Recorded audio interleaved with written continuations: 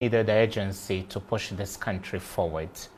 And there is a creeping menace lurking in the background. It has to do with Tramadol. And today we have very competent hands to do a passionate analysis of the side effects of Tramadol from the psychiatric point of view and from the reproductive health point of view as well. Do stick and stay. When we come back, we delve into the discussion. And today's topic is Tramadol, a silent killer. Stick and stay with us.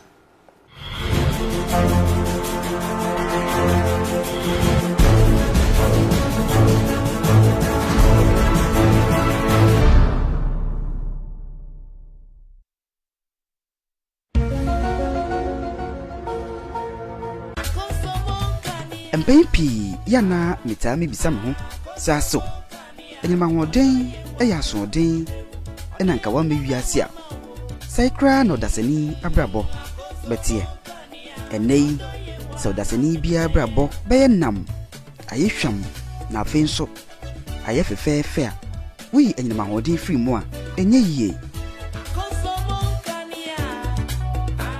o mai bia mpuntu fakese eni dwane awiase edwane abefo nimdie nsemu nyina gina enyina hode kroya so ne senti eni na ehu behinya se ye kyerkyere na ehu akwan pa ye de enyina hode bedi dwuma ho enyina hode ho asede na di so pepepe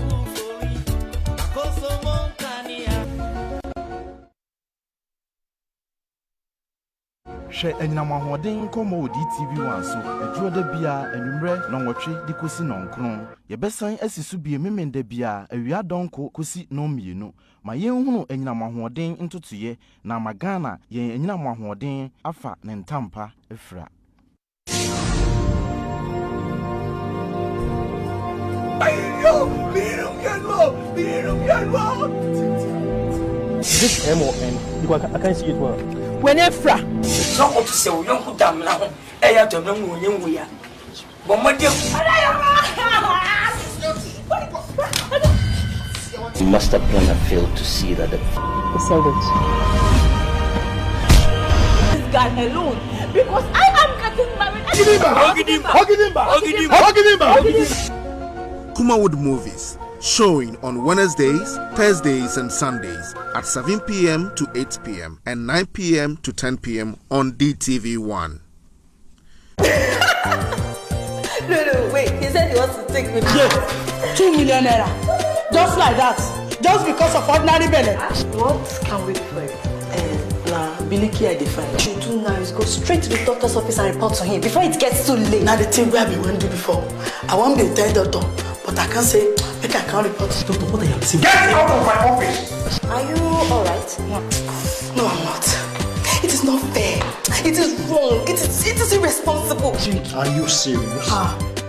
But is it that effective? Effective. She said I'm pregnant. that is impossible. That's what they give injection. Why are you shouting like a kid? Tommy, is this your first time of being injected? Is this my first time of shouting in this hospital? guys, just say no be like look at this. God forbid party, you know go better for who talk like. I swear to God. So you mean that a beautiful girl like this has AIDS? I'm not the one responsible for your assumption. Clinic Martyrs, showing on Tuesdays and Wednesdays at 6:30 p.m. on DTV1.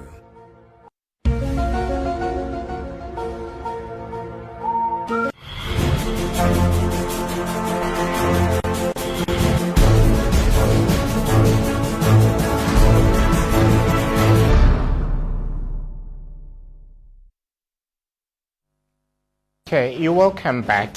This program is beaming across West Africa on various TV stations. You can also watch us on Facebook Live at DTV1GH. At an appropriate time, you get opportunity to be part of the discussion. Our usual WhatsApp line is 0552 225 911, and the telephone line to call on later in the show will be 0302 904768. We have in the studio very competent gentlemen. To my immediate left is Mr. Godfred Bona Nkansa. Godfred Bona Nkansa is the advocacy manager and youth focal person of Marie Stopes International Ghana, a leading provider of choice for sexual and reproductive health services here in Ghana and elsewhere in the world. He oversees the implementation of various sexual and reproductive health advocacy initiatives and the integration of youth-focused activities across all of Marie Stopes' channels of sexual and reproductive services delivery in Ghana. He is a member of the National Technical Committee for Adolescent Sexual and Reproductive Health. He has been involved in the development of various national adolescent and youth sexual and reproductive health policies, strategies, and guidelines. Sir, you're welcome to the show. Thank you very much. And he's in the accompaniment of Dr. Eugene Dodoi.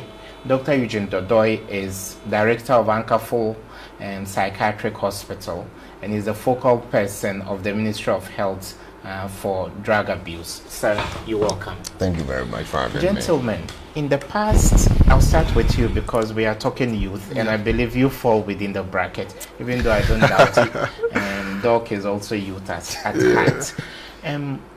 Take us through how we got here as a country. Because people purchase Tramadol and take it as though they were purchasing a soft drink from a grocery, for example. How did we get here? So, I first heard of the issue of abuse of Tramadol in 2016 when the Food and Drugs Authority initially brought up the issue.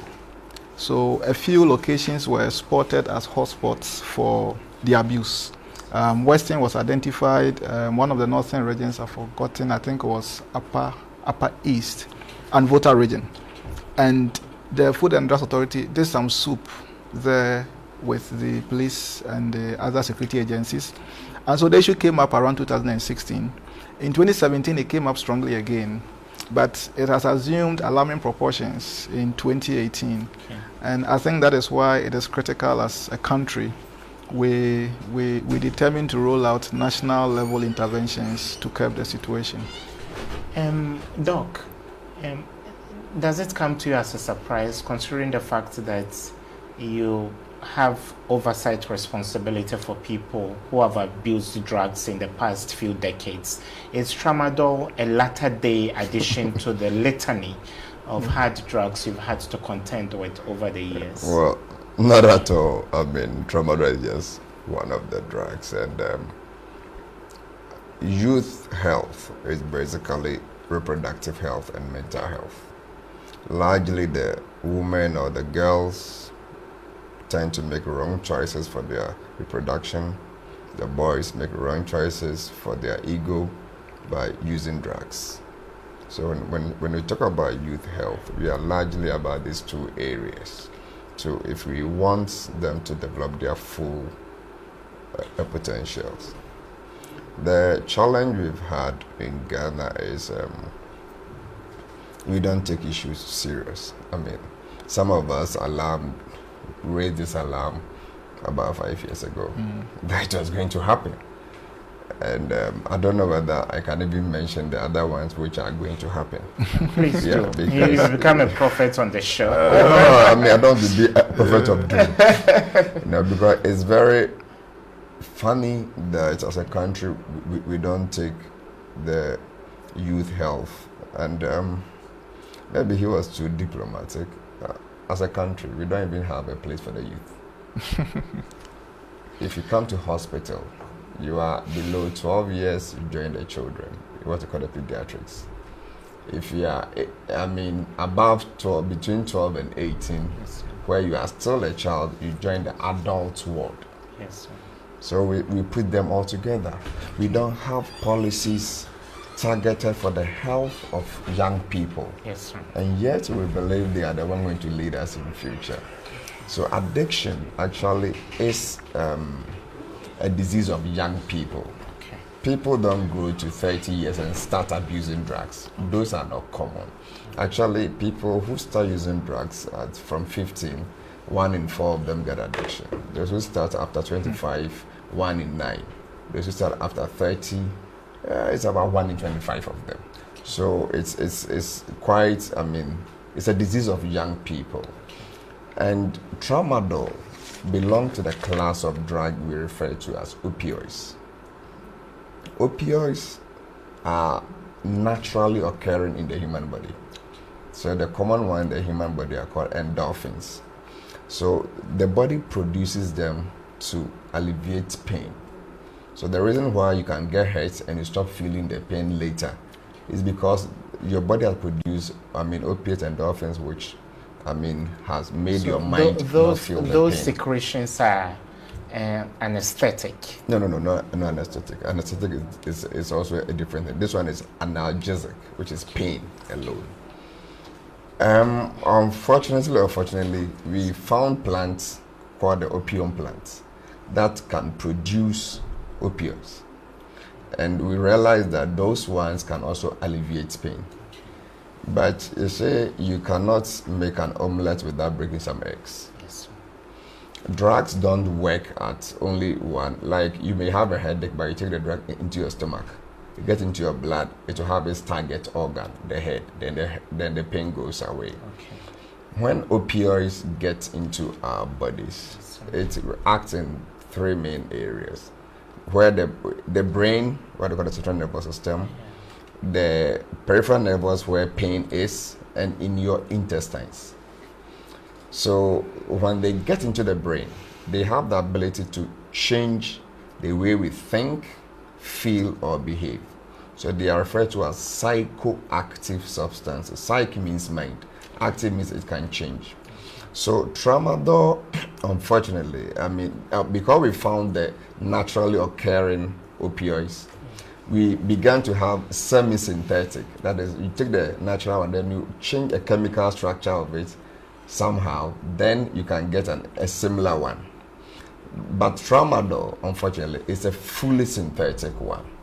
So that one can be produced from a lab very easily without growing the plant at all.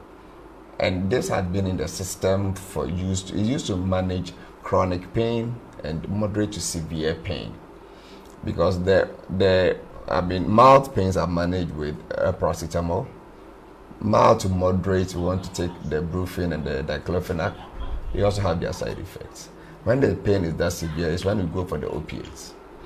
So, unfortunately, it can cure the pain, but it can also change the way you think, feel, and behave. So that feeling of highness is equivalent to the feeling we get probably from food, from drinking water when you're very thirsty, from sex, from a praise that you are looking good. That feeling you get. So it's exciting. It's a heightened pleasure you get. So it activate the pleasure center. Unfortunately for us, pleasure center and memory are very linked. So once you feel that pleasure, you never forget how you felt. So you always want to go back for it. And that is what lead young people to do it. Okay. Doc, I'll come back to you shortly. That is quite a profound, preamble you've given. You wrote an article which gained wide publication sometime Tuesday, I think last week. Yeah, 24th August. You called it Tramadol for Sex. Yes. Doc is saying it heightens young people's or every user's level of excitement. Isn't it good for people to be happy and excited? In some countries, there is even a ministry for happiness. Yeah. So if our economy is this bad and there are other ways of keeping people happy, why don't we go for it? So, in relation to sex, I think that Tramadol was discovered accidentally as a possible solution to premature ejaculation. So when you take Tramadol, studies have shown that it can make you last longer in bed. In fact, I have 5 studies here from the UK conducted between 2002 and 2012, which speak to the effect that, of a truth, it has some potential to treat premature ejaculation. But these are the conditions. If you take 25 milligrams, doc can speak better to the dosages, or 50 milligrams. It has the capacity to improve your performance by 4 times. But the challenge we have with our youth now is that they are taking dosages which are way beyond recommended levels. 250 milligrams, 225 milligrams. They mix it with energy drink. And when you take it, you would really be high. And yes, you would last long. But over time, you would have exerted too much pressure on the capillaries in your genital. And the potentiality of a person who is always on tramadol for sex, experiencing erectile dysfunction is high. And that is where, for some of us, our concerns come in. So for a short while, you might think you are doing good. It makes you happy. You are high. It helps you to forget your stress and your disappointments in a day or two. But over time, it presents to you challenges you may not be able to recover from. So you admit that it's a necessary evil? It's evil. Yes, especially in respect of the dosages our young people are taking. They started off taking it for pain relief, like Doc was explaining. Okay. And they realized if they take it, they become excited. They're able to work for longer hours. And then accidentally, it showed that it also helps to prolong sex. So they are taking it now for these multiple reasons. Okay. And that is why our approach to getting them to go off should be very all-encompassing.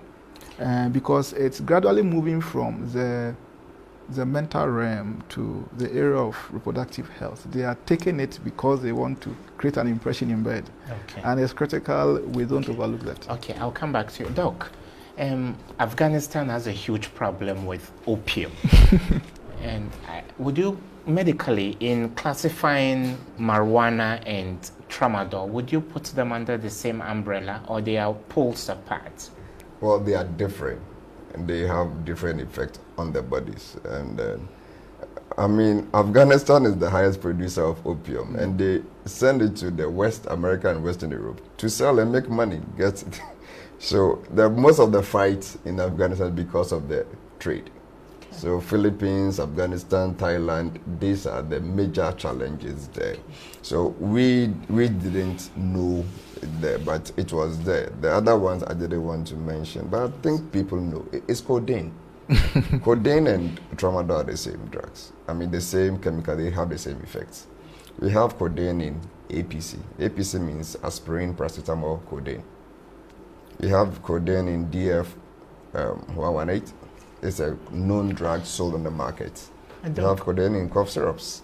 So what does legislation, health and medical legislation, say about pharmaceutical companies that indulge in the importation of some of these? And are there any punitive measures? No, it's a difficult thing to talk about it. One, as a country, we don't manage pain well. So if you take our per capita, like every country, that's how much painkillers we expect them to take. America and Canada take twice the amount of the whole of Europe, Australia, and New Zealand. So the North Americans consume more opioids than anybody in the world. So as a country, these are legal drugs. Don't forget, they are legal drugs. So when they come into the country, doctors don't prescribe them the way we should. So if you look at the quantity as a country we consume, it may not, I don't have the figures, it may not be above the quantities here. But, I mean, because we don't give it when we should, others get it and they use it. What we're talking about, the sexual effects, it's every drug has got side effects. For side effects, there are two major things. Not all side effects are bad effects. So the side effects which are bad are referred to as adverse effects. So tramadol will decrease your sexual potency. It will decrease your testosterone, what make a man, the hormones that make a man, and it will delay orgasm. So it's not true that it make them perform in bed. What happens is that young people naturally have energy. They are young, they have energy. And he added that they add energy drinks to it. So just being young and having the energy, sex is a skill. Okay, you need to, and a skill like driving or riding a bicycle. I cannot tell you how to do it. It's the more you do that, you get to know. Or if I say, oh, if you fall into water, you float and swim. Too. Until you learn how to swim, you don't know how to swim. So you cannot. So sex is a skill. And unfortunately, as a country, we are very bad at that. I mean, I am a Christian, and in the church, we don't teach sex. So young people who will bound to have sex don't know how to have sex. So anything that will aid them to have sex is what they are doing. But the treatment of premature ejaculation is not to use medication. Is to train the mind, because the brain or the mind is the first sex organ. So if people are made to understand or learn how to have good sex, they don't need those medications. So what they are using is that they are exploiting the side effects of the drug. And that, make them. If I always tell you that you have a nice face, initially you'll be nice to you, pleasurable. But with time, I'm not sure you'll be happy. I keep saying the same thing. So that's how the brain works. So if 50 milligram of Tramadol was making you high and making you go for longer sex, with time the effect will decrease. So you need a higher amount of the same drug before you can get that same effect you are getting. Okay. That's what we call tolerance. So with time, and that is why they are taking more and more higher doses. Unfortunately, when you take the higher doses for some time, your brain gets used to it. If you stop, your brain will react. And we call that withdrawal symptom. And that kills. So that could be seizure, it could be itching, it could be severe headache. If you are lucky and you get the itching, thank God. I said it can kill. You can get diarrhea and dehydration and die. They get the very severe abdominal pain. I've seen one who yawned and the jaws were locked. We have to go to surgery, to the operating room and bring the jaws back. So they just yawn a lot, they tear a lot without crying. Okay. Every fluid comes out of them and they can die. It's so for alcohol withdrawal, for opioid withdrawal, which include tramadol, pethidine, morphine, the withdrawal, they are medical emergencies. Okay. So even in the US, they have moved on. If they give themselves overdose, the doctors are allowed to give free antidotes. If you walk in there, I've given myself overdose of opiates. There's an antidote. So it can neutralize it to reverse the chemical reaction. Unfortunately, Tramadol does not really respond to the reversal. Okay, I think we will take some more explanation. But there is a viewer from Hungary in Eastern Europe. Yeah. He sent us this message. And you can also send your WhatsApp messages. So wherever you are in the world on 0552 225 911 0552 225 911. You would want to add the country code in case you are texting us from outside the country. He says, good evening, Mr. Ibrahim. The alarming rate of tramadol abuse in Ghana and West Africa is scary.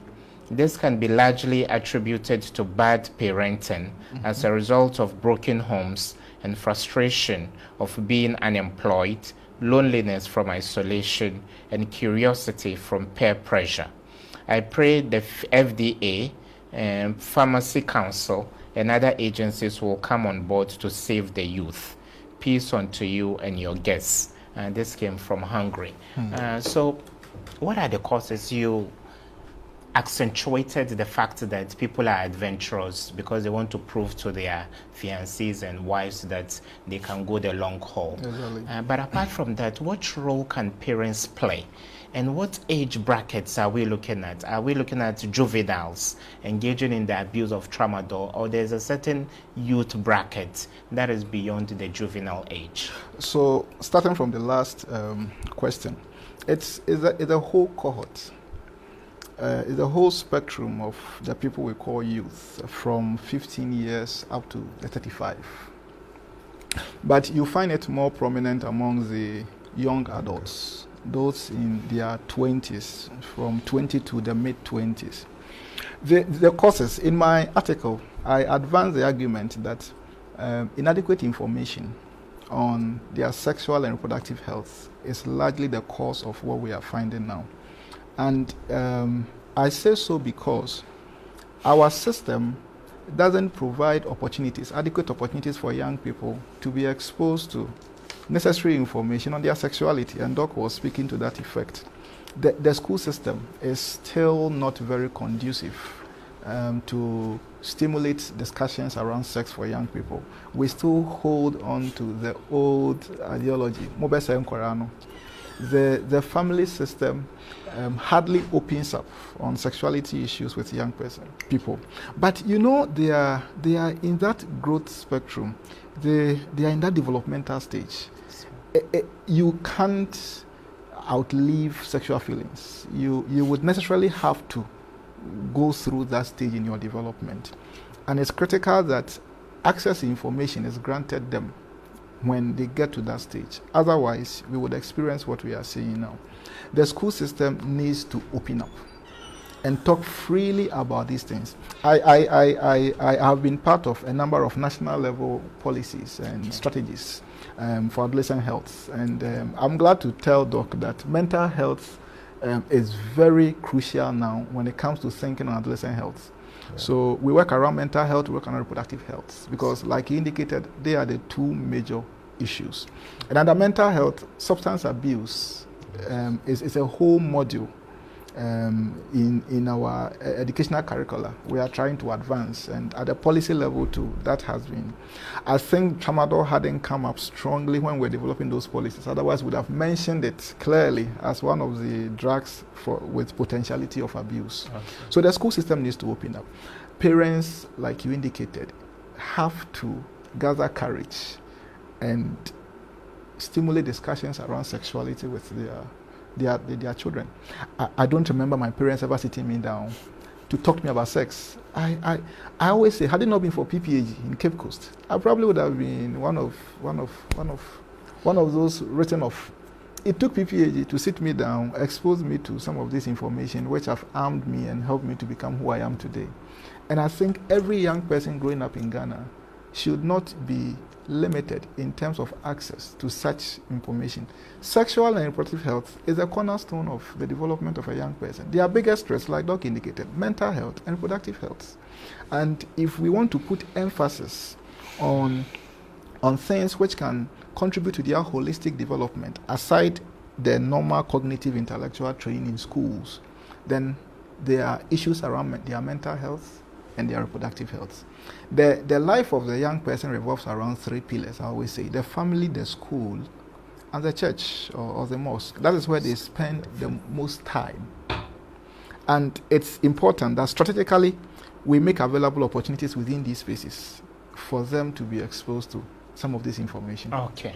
Tramadol, a silent killer. We go for a quick commercial break. When we come back, we continue the discussion.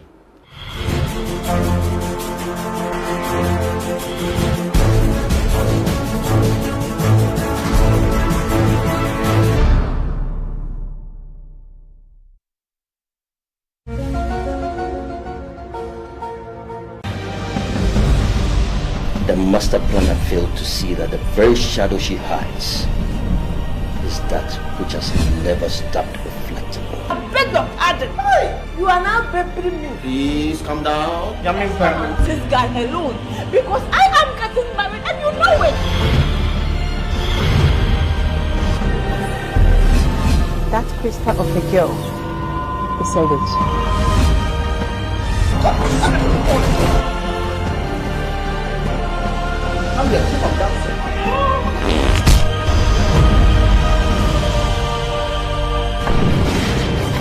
not the man, I'm a woman. Hello, that girl came into the house. Just look at me up and down, ask for me. I drove her out. This is when you find a situation, a joyful situation as including moments of silence. I don't really know what to tell you. Hollywood movies, showing Tuesdays and Fridays at 7 p.m. on DTV1. Knocking on your door. Our country, Ghana, and the continent of Africa are usually downgraded and categorized as underdeveloped. Policymakers have found themselves at a crossroads where an economic magic needed to turn a corner has proven to be a needle in a haystack. To this end, Time with Irbard Ibrahim will interrogate the issues, dig deeper, and create a national platform for our team of experts to proffer lasting solutions to these problems of underdevelopment. Watch Time with Irbard Ibrahim.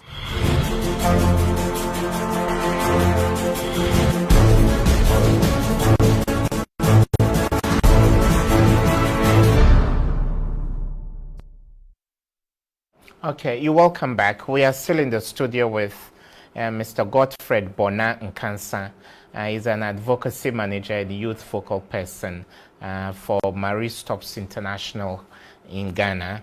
And then we also have Dr. Eugene Dodoi. He is a director for Ankafo Psychiatric Hospital. Gentlemen, welcome back. Thank you. Godfred made quite a good point that the life of a young person revolves around three key areas. What role does religion have to play in the whole of this? When churches in Ghana now have gone agog with things that are extraneous and don't form part of the call for salvation. I mean, let's get to the basics. Our brains are not fully matured until we are 24, 25 years. So that is one thing. At the time we are adolescent till 18, 19, the part of our brain which is most developed is what you call the brain part behind the temples. So it's called the temporal lobe. That is where our feelings and the pleasure center is. The part we use to make rational decisions is the frontal lobe here. And that is the last part to develop. So that is why you can get a young person, 15, 16, say, I want to elope with my boyfriend, live on an island, not thinking about what work they would do to earn money. Yeah, because that rational decision is not there, but the feeling is, and we was talking about when we get to adolescent, there is a spurt of hormones, growth. I mean, the hormones just come. And I mean, you cannot choose not to respond to the hormones. You become sexually aware of yourself because of the hormones. Well, your body is changing. You can see your body changing. You know, you're becoming like that adult you always saw. Now you're almost like the same height, the same shape, and all that. So they get to realize. So when even our educational system does not take cognizance of this well enough to make us understandable. Because for me, if we wanted to really teach our children, language, science, maths, history. These are about the four things they should learn to understand what they want to. We can leave the religious education to where they want to belong. Because when they understand science, if they understand maths and language, they can speak their thoughts. They will find out for all this information, for themselves. So the trajectory we go for, virtually now we just teach children just to pass exams, but not to live. So we have that lacking. So when we have relegated the essentials to the background, so the youth now just go on the social media and then just catch up with what is in vogue. Formerly, we thought there was what we call a gateway theory, where people start with alcohol and cigarettes, they move to marijuana. But now that theory has been debunked, that children will use what drugs are available. So now I've seen young people who've never smoked a cigarette before, who've never taken alcohol before, they've been using marijuana. Straight from there. Some use the cocaine, now is the tramadol. You know, even with the alcohol, we expect them to start with maybe palm wine and beer, but some of them start straight with their gins, akpeteshi. So, and we've not paid enough attention because they start these things. Commonly, people have had as patients. They start at GSS3, SS1, SS3, or when they are writing remedials. So even without a national survey, the hospital data can tell us which people are going into drugs. So when people start a new school, Form 1, senior high school, Form 1, we know they are likely to get into friends who will get them to use drugs. What do we do to protect them? When they are in Form 3 and they think they are the bosses now, they can use the title Mr. and they are not Master again. What do we? You see, that ego goes up. And then the feelings have to be, satisfied. So if I don't get good grades, that will make me feel good. If I don't get praises from my parents, that will make me feel good, or my friend, that will make me feel good. Probably the drugs will help me. And I can tell you, addicts love themselves more than we do. If you don't have enough, I can smoke half and give you half. So they share. So when they get into that area, they have a sense of belonging, because here people love each other, people show love and care. Whilst in the normal population, we shout at them, we scream at children, they don't have to speak their mind. Yeah, so if I get home and all this is there, why should I be home in the first place? So everybody, want to be away from home. When they're away from home, they can get a chance to experiment. We all know in the universities, first year universities, young people drink a lot. Because that's the first time they've left parents and then they have money in their hands they can use. So we should have measures to take care of these things. How many counseling centers do we have in our tertiary institutions? GES has trained a lot for the second cycle, but that is woefully inadequate. The tertiary is worse than the senior highs. Okay. So we don't really have plans to tackle tramadol. Okay. The challenge is that now we've seen it killing people. We've seen it causing a big mess. So I pray we don't do the 9-day wonder. Okay. We make noise, and then when a new thing comes up, we forget about it. But now the West sees opioid abuse or tramadol and its class of drugs abuse as the new HIV on the block. Because it's the new epidemic. It's the new thing that now, now we know how to treat people who have HIV. They can have a normal life, so nobody really is going there again. But for drug abuse, we are at a level that even doctors don't sometimes believe it is a disease. But addiction is a disease where we know 1 in every 10 adults, if they start drug of abuse, they will get addicted to it. So it's not just the environment alone. People are born to become addicts. So once they are exposed to the drug, they will start and they cannot stop use. Okay. We talk about the 4 C's. They have the craving. That is, there's this compulsion for them to feel that the strong urge or desire for them to go and use. Then the other C is the compulsion. As if something moves them. They will tell you that, doctor, I didn't know. As soon as I passed in front of something pulled me into the drinking spot.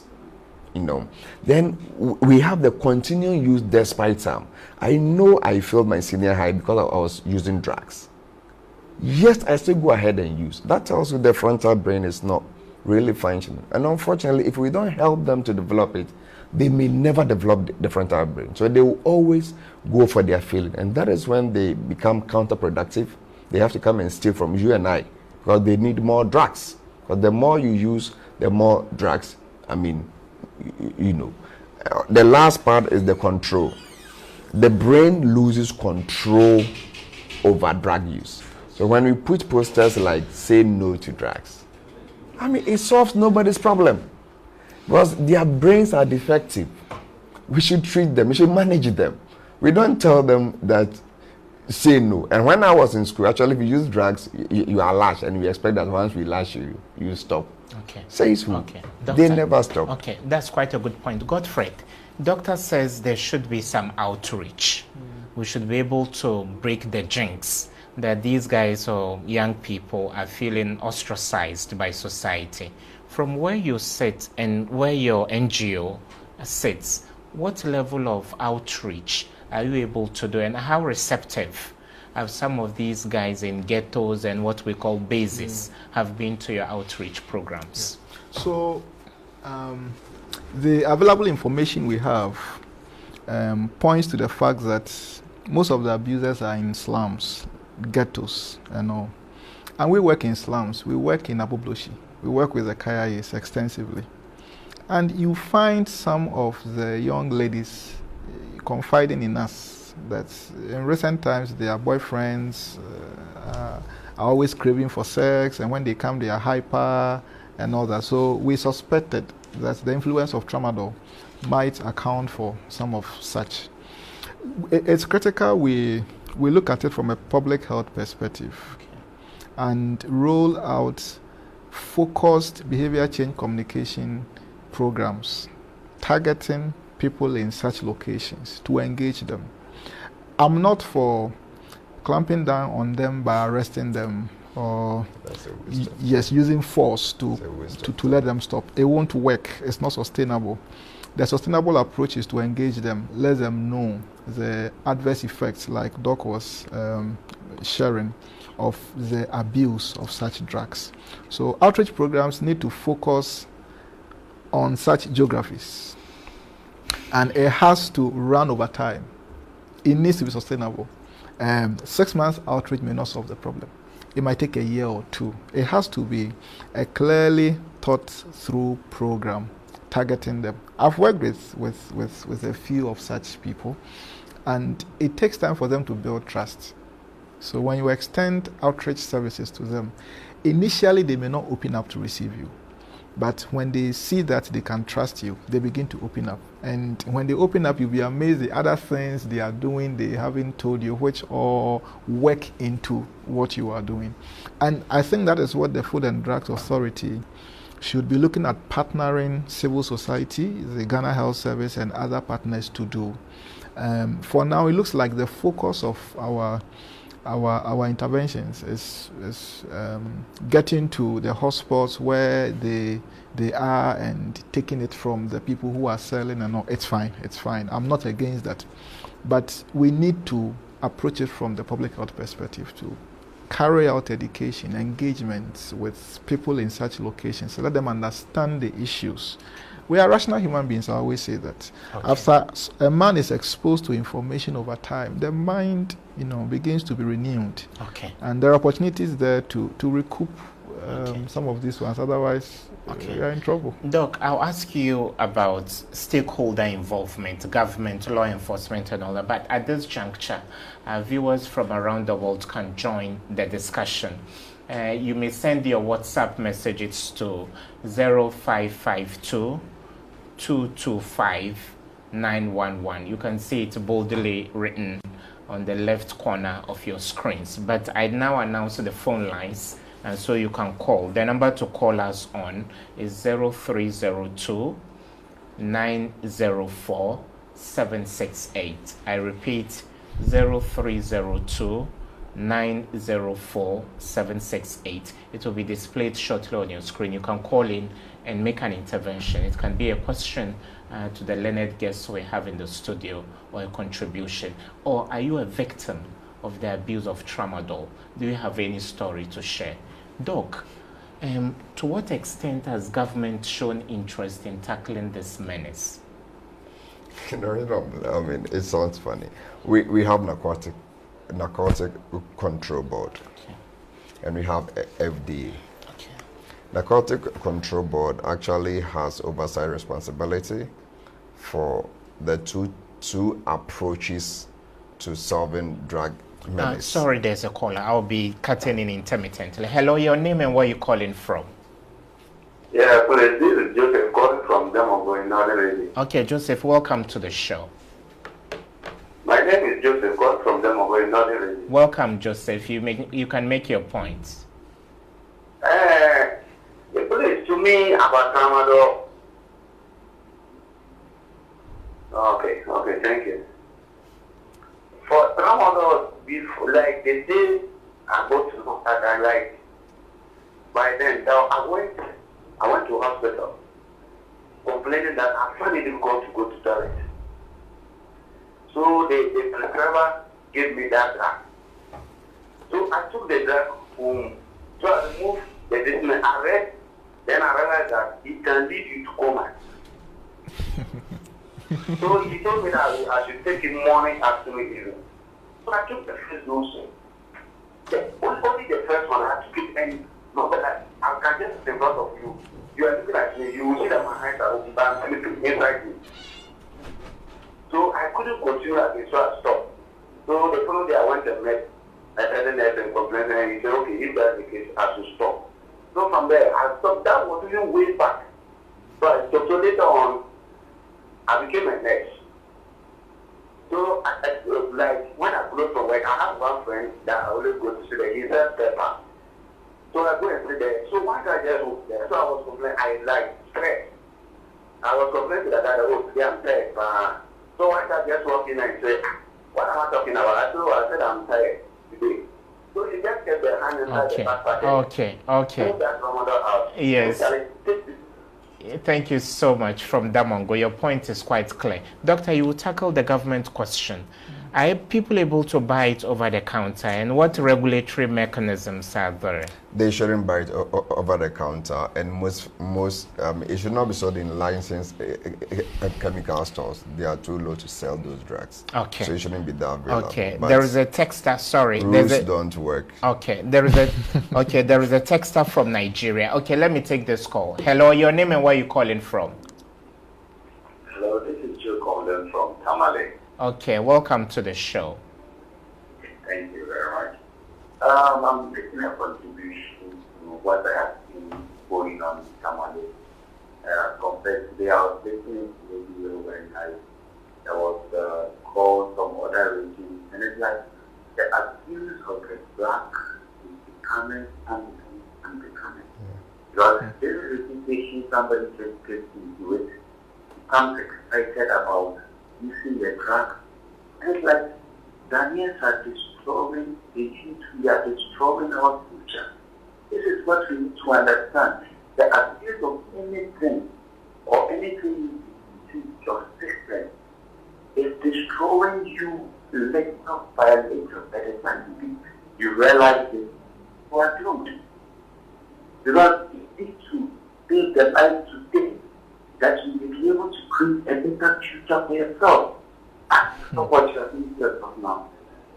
What kind of future are you creating for yourself?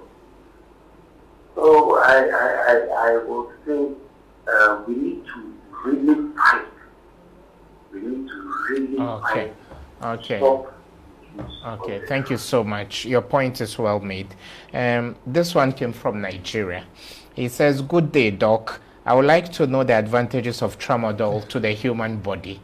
I think Godfred itemized a few positives, but those positives are dwarfed by the litany of negatives that accompany the use of this. No, not really. I mean, if you have somebody who is in severe pain, somebody who has cancer and they are in severe pain, you need this to help them out. So it's for pain management. But like I said, not all of us have got brains that can handle drugs that change the way we think, feel, or behave. Okay, sorry, So there's a for caller them- on the line. Hello, your name and where you calling from?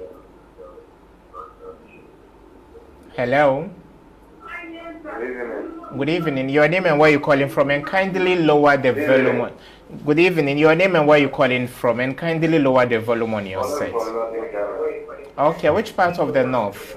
We have a few northern callers today. Which part of the north?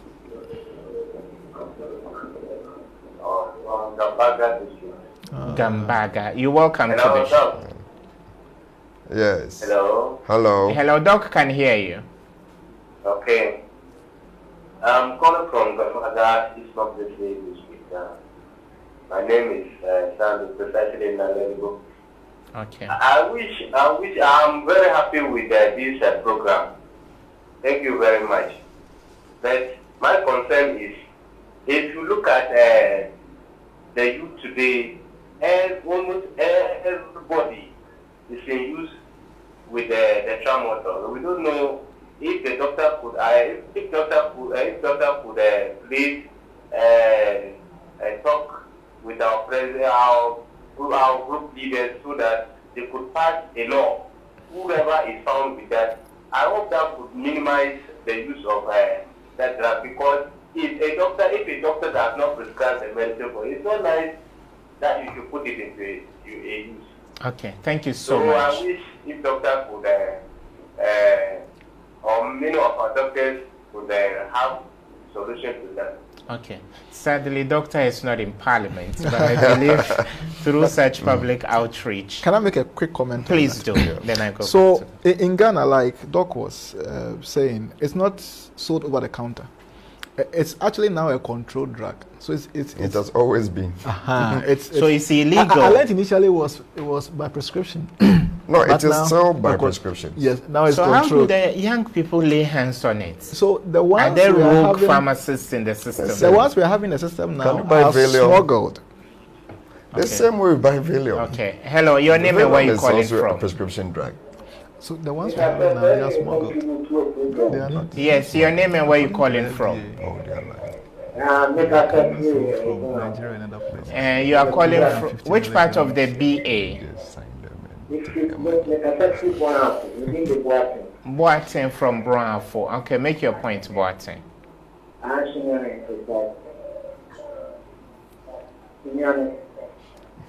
I'm from Sunyai. Okay, welcome. Oh, please feel free.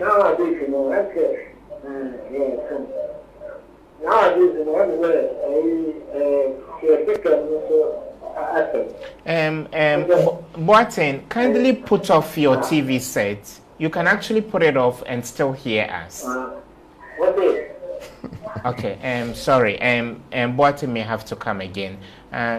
Yes, when you call, you can either put off your TV set or lower the volume on your set. This is a message. This one is coming from Salom. Salom, you are texting us from Kumasi. I believe that FDA has not been proactive.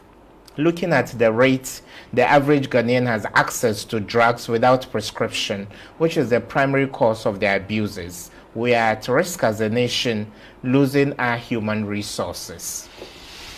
Okay, so I've listened to the boss of FDA speak on this issue, and she indicated that the dosages we are having in the system now are smuggled into Ghana.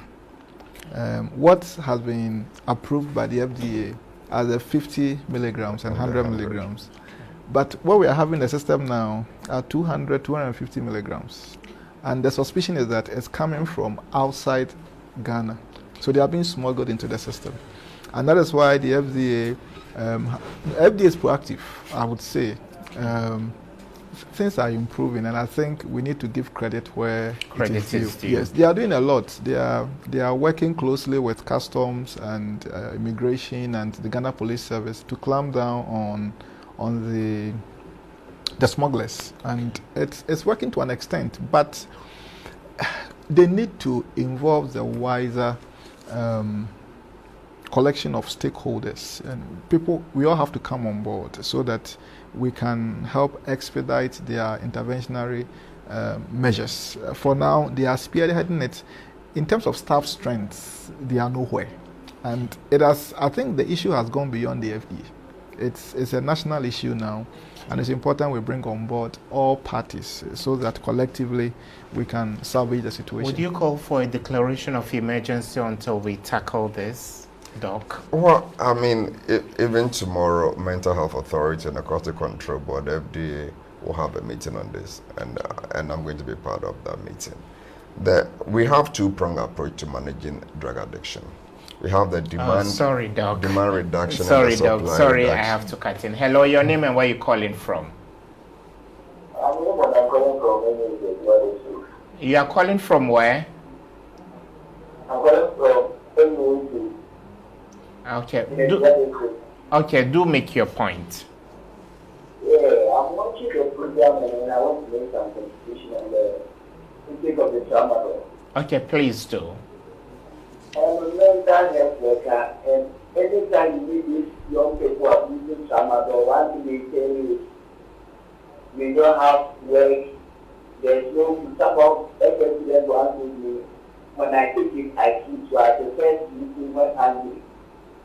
So if our politicians and then leaders in our communities and establish something in the community, that people can do, that can make income for the youth. I think it will be better.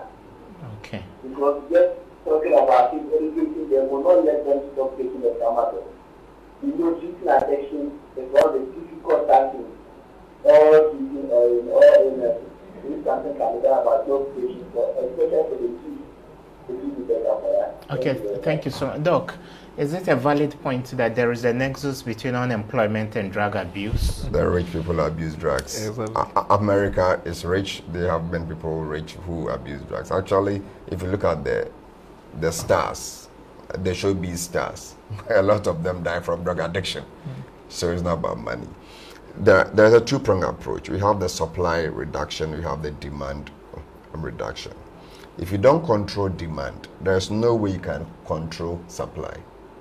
Heroin is an opioid, okay? Cocaine is a stimulant. Cocaine grows in Latin America, heroin grows in Afghanistan, the opium area. Yet they are easily available in Ghana, and they are not even sold on the open market or like a tramadol, but they are easily available. And we always have people who are addicted to them. So what makes us believe that when it comes to tramadol, we can clamp down the supply? The donors will give you money to clamp down supply because they don't want you to get it into their country. But in their countries, they are managing the people who have the condition. It's a disease. Just like people don't choose to get hypertension or diabetes. So you can put them through rehab, isn't it? They have to, not that we can. We have a mandate as a country. If you want a healthy, population for our productivity, we must prevent the youth from getting into it. Those who get into them, we should treat them. Some of them will get into them and they may grow and not have skills. We have to rehabilitate them. This is the known principle for public health. When we have HIV coming up, we're doing education, we're testing people actively, we're treating people actively. People who become orphans from HIV parents, we're taking care of them. It's the same thing. It's a disease. So until we have the disease mentality and approach to have a public health approach, we won't solve the problem. Going to arrest people won't solve the problem. It has never solved it in any country before. It only give you the showmanship. Yeah, now we've seized a truckload. Yeah, then it is in the news. No, but talking of rehab, can we be rounding them off and take them through forced rehab? Yeah, you see, it's just like we don't force you to treat your high blood pressure. Let a person understand you have a disease, you have a condition. Actually, for hypertension, sometimes you have no symptom. We check a person and tell you that you are sick, and yet we still admit you. But we have to convince you that if you go home, you may get a heart attack, you may get a stroke. Oh, then you say, okay, then let me stay in the hospital and take the drug. Okay. It's the same thing. Gentlemen, we are hard pressed for time. We should be wrapping up. But there is a texter who has sent a message. He says, thank God issues like these are being discussed. Tramadol is consuming our might as a nation. Our hopes and visions in this era. Morality is a lost totem. Dieting drugs, it's like food. I personally think this drug can be prevented from entering Ghana at the borders of the country. Look, the issue of the porosity of our borders is long overdue. We've discussed this time and again. Gentlemen, in a minute each, now you've diagnosed the problem. What is the way forward? The way forward is to build a stakeholder coalition to address the issue. The Food and Drugs Board is doing well, but they have to open their tentacles, bring partners on board. I still think religion has a role to play. You see, the church commands influence over thousands of these young people. And I think if the pastor of a church is educated... So can government sponsor evangelistic, groups to go out and talk to the people? But as you talk to them, you provide them their basic necessities, food and jobs. Okay, I won't recommend that approach. My approach would be bringing on board the pastors and training them on this issue for them to disseminate some of these things we are talking about here to their congregants. It's an opportunity. We need to build a stakeholder coalition to address the issue. Okay, Doc, your final voice. Well, and you're a man of many words. Sorry, it's bigger than that. The challenge is that even in our health institutions, we don't train that addiction is a disease. So we look at them as a moral problem, and that is a defect in itself. Secondly, if we understand addiction is a disease, we must approach it with the same disease model we have for other chronic diseases. Actually, it's been shown that people who use drugs don't get back to using drugs more often than those who have asthma and getting asthmatic attacks. They're the same thing. So the difference in approach is quite mind-boggling. As a country, we need a national policy on drugs. We should decide that. For instance, what is the business of going to jail somebody who is smoking, one roll of weed? The person is sick. He's a victim. And you want to go and punish him. Doc, quickly, there are 2 questions via text. There are people who are abusing this and they make that admission. He says, please, sir, my question is going to doctor. What should be taken to wash down Tramadol after I have taken it? Yes, I can't say that on air. You have to come to the hospital. We'll treat you. Okay, then this one... We one... have to treat that one. Okay, it's a medical emergency. Okay, someone says, Mr. Ibrahim, I started taking marijuana without anybody's influence when I was in college because I did not have enough sleep and wanted to study. I stopped the abuse. I'm now suffering from withdrawal symptom and I need advice from doc. Yeah. So I think education will solve addiction with the help of law enforcement. Yeah. Gentlemen. Education will prevent, but people who are using will need treatment. Okay. Others will need rehabilitation. Okay. And we have to give it to them. Okay, all too soon. We've come to the end of this program. Thank you so much, Mr. Godfred Bonang-Kansa, for making time. And thank you so much, Dr. Eugene Dodoy, the director of Ankafo Psychiatric Hospital. Ladies and gentlemen, all too soon we've come to the end of today's edition of Time with Irbard Ibrahim. Till we come your way tomorrow with another interesting edition. Good night and stay blessed.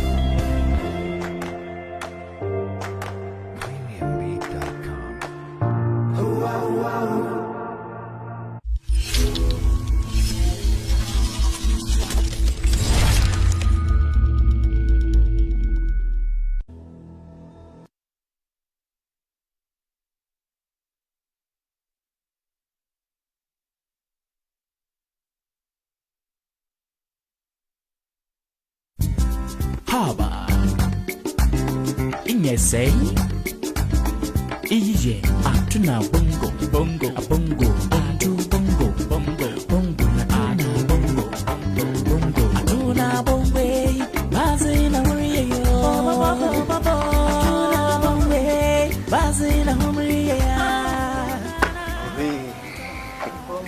What are they? Oh, okay. Hey, so one and two answer yalo. Under there, sometimes you put 2 batana day. They check around for but my back. No me do be you. I be in your home. Page mama, No, I see I'm over door hanging out. Take you be I want us to put up higher. Me. I am showing you. I don't want you.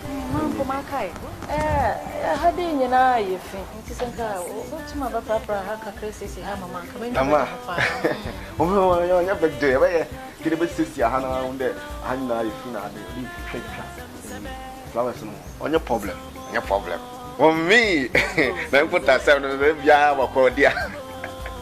Bongo, you know. Oh, to the back, collect hanging out, creep card. The my 20 Ghana. 20 Ghana. 20 Ghana, that's all yes, you. Right. Only 20 Ghana. Oh, so don't 20 Ghana.